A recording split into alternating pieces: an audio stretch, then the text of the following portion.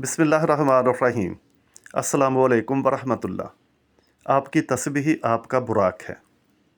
शेख नूर जहान अमीर अहमदी नक्शबंदी रहमतुल्लाह ताला अलैह फरमाते हैं कि आप वज़ू कीजिए, दुरूद पाक विर्द कीजिए, एनर्जी के लिए है और शैतान को दूर रखने के लिए। इसके बाद कुरान पाक की तिलावत कीजिए और रूहानी ताकत बढ़ाएं। ये मोमिन के लिए हथियार बन जाता है, जिसमें नबी पाक सल्लल्लाहु अलैहि वसल्लम के नूर से इनके कल्ब, रूह और किरदार मुनव्वर होते हैं।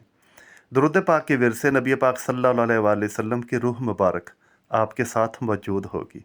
आप एक बार याद करें, नबी पाक सल्लल्लाहु अलैहि वसल्लम की तरफ से 10 बार नवाजा जाएगा। सोचें, अगर आप एक बार 100, 200, 300 या 1000 मरतबा विरद करते हैं एक दिन में, तो नबी पाक सल्लल्लाहु अलैहि वसल्लम इस ग़ुलाम के साथ मौजूद होते हैं। शैतान के ख़िलाफ़ इससे ज़्यादा ताकतवर और क्या हो सकता है। नबी पाक सल्लल्लाहु अलैहि वसल्लम की मौजूदगी से ज़्यादा और कोई शय ताकतवर नहीं शैतान के ख़िलाफ़।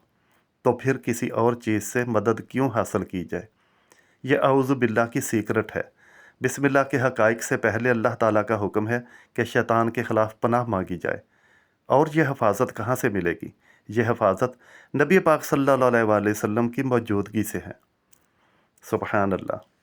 इसी वजह से मोमिन का बुराक उसकी तस्बीह है। जैसे ही वह तस्बीह अपने हाथ में पकड़ते हैं, इसमें बड़ी ताकत और रोशनी है।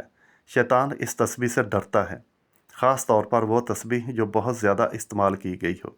इस तस्बीह से रोशनी निकल रही होती है। जैसे इस पर विर्द शुरू होता है, रूहानी रोशनियाँ इनकी रूह और दिल में फूटती हैं और वो रोशनियाँ शैतान देखता है और फिर वो इससे भागता है। इसका मतलब यह है कि फिर हमें शिफा मिलती है। सुबहान अल्लाह। इसका मतलब यह है कि फिर हमें शिफा मिलती है। बीमार हैं जो, वो दुरूद पाक विर्द करें, बावज़ू रहें और दुरूद पाक का विर्द करें। आप में बेइंतहा हिम्मत आ जाएगी इंशाअल्लाह व सुबहान अल्लाह ताला।